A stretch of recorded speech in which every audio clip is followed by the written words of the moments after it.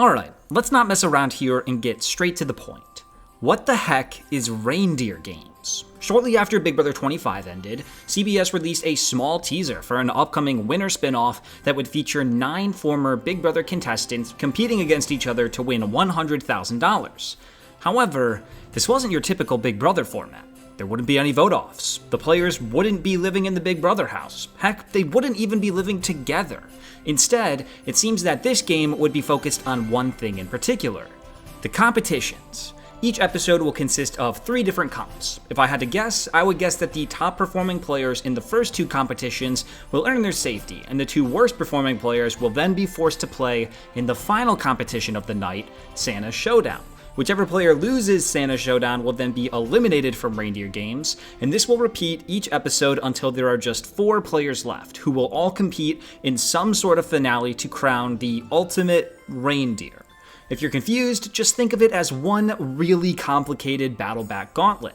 There's probably no strategy involved, it's all about winning the competitions. In concept, this seems simple enough, but the real intrigue would come in the cast.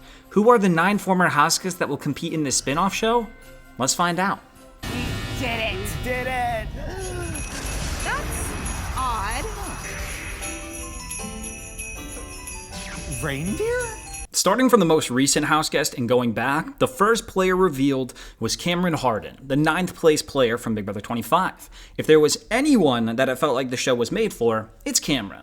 It's a show where you don't have to worry about your social game, because all you gotta do is win comps. Cameron won 3 HOHs, 2 vetoes, and 2 zombie comps during his time on the show, and he did admittedly display a very diverse competitive skill set. Endurance, precision, puzzles, quizzes, physical, whatever you threw his way, he could win it. I know many fans are not super thrilled to see Cameron return, but I mean, come on, I think we all saw this coming. He always seemed to perform very well under pressure, production loves him, and overall, I'd say he's probably a top 3 contender. Boom, baby! Ha! Who had that one on the bingo list? Get evicted, meet Julie, come back into the house, win HOH. Daddy's not gonna be home for a little while. Up next, we have a player that was a surprise to me, but a very welcome one, and that's Taylor Hale, the winner of Big Brother 24. Taylor's competitive record may have left something to be desired, as she won just 2 HOHs throughout the season, but keep in mind that she also was playing alongside Michael Bruner.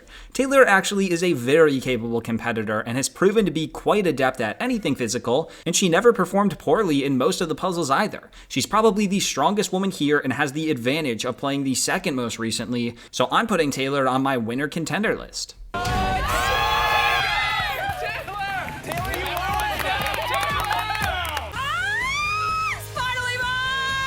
Who's ready for Taylor's reign of terror? Up next, we have another winner, and that's Xavier from Big Brother 23. Xavier was a very solid competitor on his season, winning 3 HOHs and 3 vetoes, and he probably would have won a whole lot more if it weren't for Kyland. Xavier is clearly a physical beast. He's proven to be strong in a variety of different competitions, and the thing that I think helps him the most is that he stays super calm under pressure. I think he's a great addition to the cast, and I have him as the second most likely winner of the show. Oh, hello, Golden Power Veto. Have you met HOH yet? Because I think the both of you are going to make this a very fun week for me. Moving back one season at a time, the next player we have is Cody, the winner of Big Brother 22 and the runner-up of Big Brother 16. Cody is tied for the overall comp record, winning a total of 7 HOHs and 7 vetoes, and holy this guy is just a really good competitor. He's never lost a comp when his life was on the line. He's proven to be able to win any sort of competition, and in my opinion, Cody is the top contender and the player to beat this season.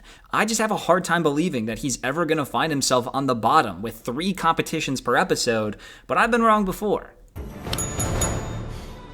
Congratulations, Cody! The final golden power of veto is mine. Jumping back a few seasons now, the next competitor we have is Josh Martinez, the winner of Big Brother 19. First of all, yes. I love to see this. Second of all, I think Josh is going to do better than expected here. Josh won 3 HOHs and 1 veto on BB19, and while that's not necessarily the most impressive resume we've seen so far, he's in very good shape now and has loads of extra experience thanks to the challenge. On top of that, I think BB comps align with Josh's skill set much more than the challenge competitions, which should give him a boost here. However, he is going against some of the most elite Big Brother competitors to ever play the game, and all it takes is one bad day to be eliminated. So I have Josh as a contender, but not at the very top of my list. He is, however, still at the top of my heart. Josh with 4 lines. You have to run back and push your button. You must run back and push to win it. Alex with 4 lines.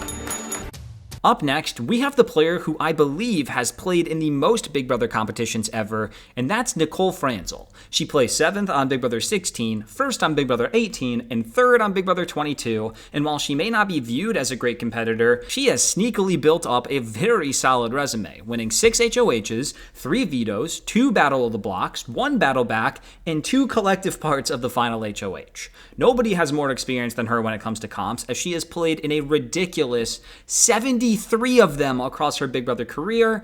However, the biggest thing going against her is that she's not the most clutch competitor. She rarely won a competition when her back was against the wall, and the fact that she is going up against some of the most clutch competitors, I can't say I have too much faith in her going into this.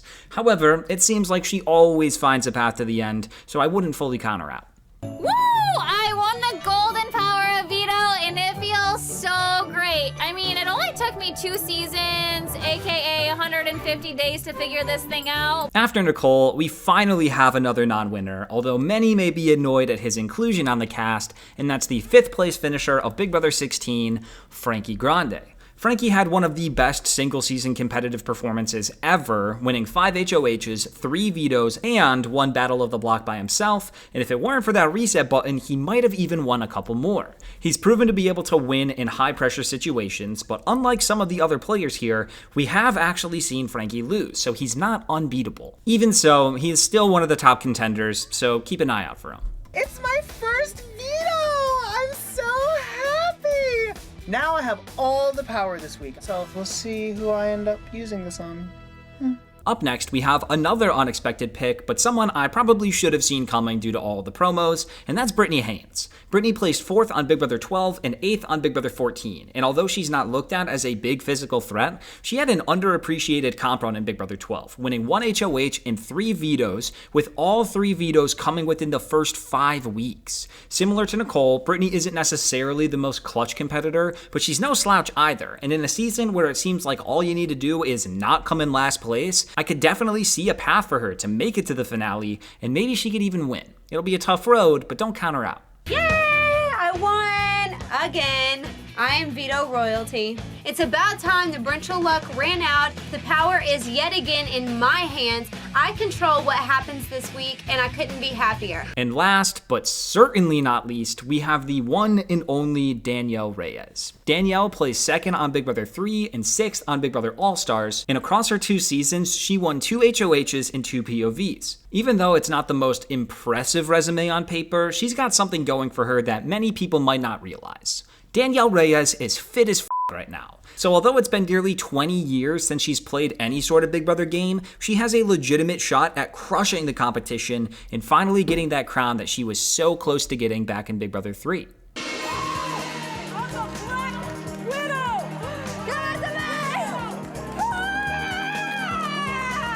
Black Widow is back.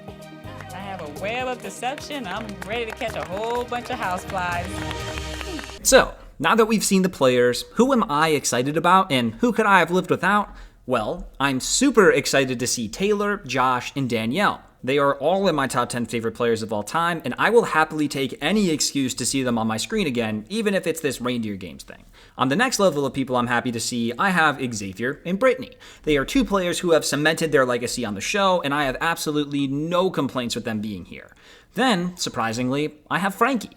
He is so over the top that I do actually find him to be a little bit entertaining. Plus, I think he is a competitive force, and his inclusion on here could be fun.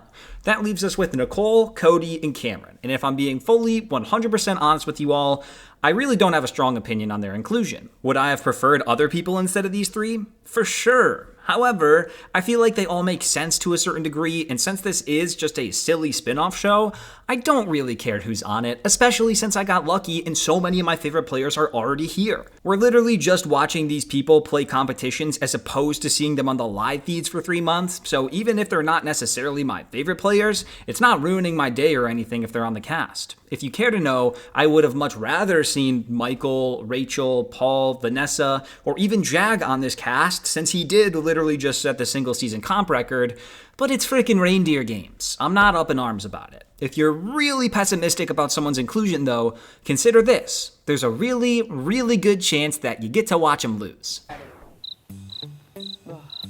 Cam got it. Yeah. Wow.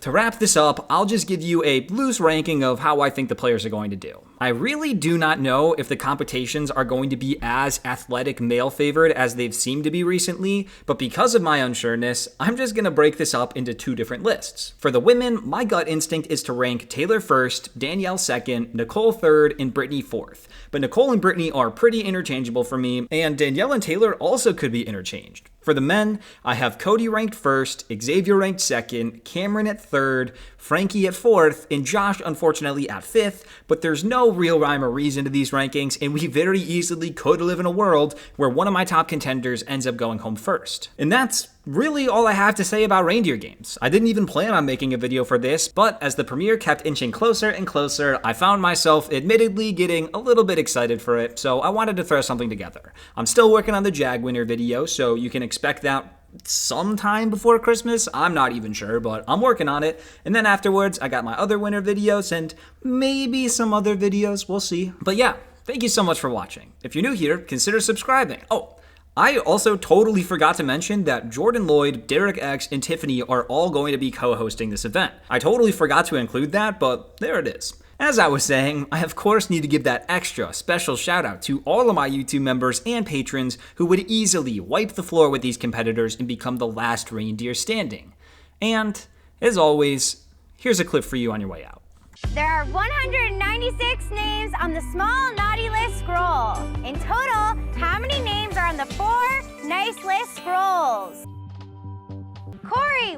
1 billion names. Wait, seriously? Ugh, Corey, like seriously, you couldn't come up with anything better than 1 billion?